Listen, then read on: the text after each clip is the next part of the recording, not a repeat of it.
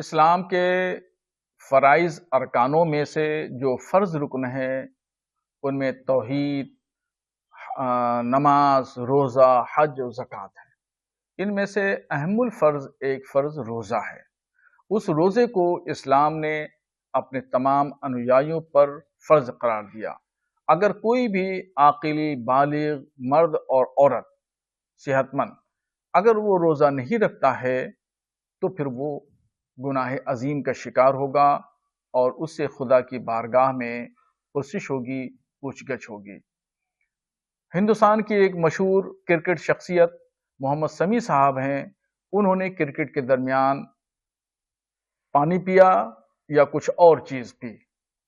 تمام لوگ ان کو دیکھ رہے تھے اور اس درمیان جب وہ کھیل رہے ہیں تو اس کا مطلب وہ صحت مند ہیں، تندرست ہیں، توانا ہیں۔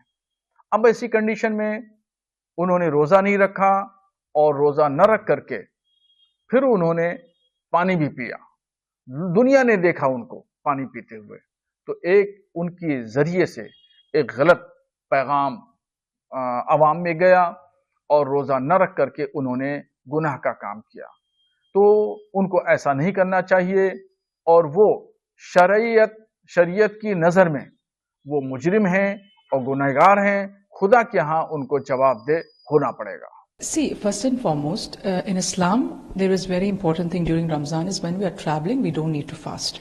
So one, Muhammad Shami is traveling, he's not in his own place. Number two, he's playing a sport where he can be very thirsty, and nobody insists that when you're playing a sport that you have to fast. Number three, the Holy Quran, before we start a surah, it says, Bismillahir Rahmanir Rahim, in the name of Allah, the most gracious, the most merciful. So every surah starts with Rahman ar-Rahim, the most gracious, the most merciful Allah. So Allah subhanahu wa ta'ala will definitely have mercy on these things. These are not things which He will not forgive you. It is your deeds which are very important also. And it's a very scientific religion. As you know that mathematics has come through Islam. The first surah which was revealed to Prophet Muhammad sallallahu alaihi wasallam through Angel Jibreel by Allah Ta'ala was Iqra bismi rabbika alladhi khalaq. That is Surah Al-Alaq. Means the first line, Iqra bismi rabbika alladhi khalaq, khalaqal insana min alaq. Iqra bismi rabbika alladhi khalaq means read in the name of Allah. And the second verse says, I've made man from out of a clot of blood. And that is very scientific because when the ova and the sperm come together, I'm a doctor myself, it's the first trimester is a clot of blood. So everything is there and it's a very modern scientific religion and you have to look at it in that way.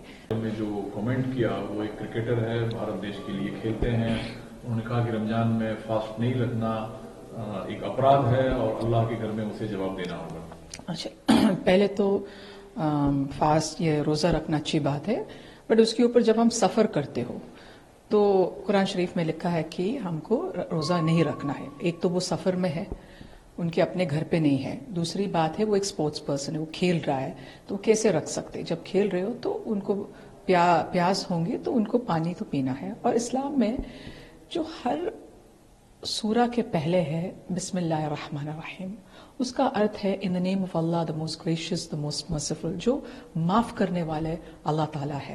وہ اس کے اوپر تو ضرور وہ دیکھے گا نہیں۔ اسلام میں کرم بہت مہتوپورن ہے اور کرم کے اوپر آپ کو زیادہ سے زیادہ دیکھیں گے، اس کے اوپر باقی سب چیزوں ہیں، لیکن یہ جو اللہ جو ہر سورہ میں لکھا ہوا ہے کہ سورہ سے پہلے ہم کو بولنا ہے کہ بسم اللہ الرحمن الرحیم، اور اس کا مطلب میں نے بتایا بھی آپ کو، تو جو معاف کرنے والے اللہ تعالیٰ اس کے اوپر کچھ نہیں کہیں گے۔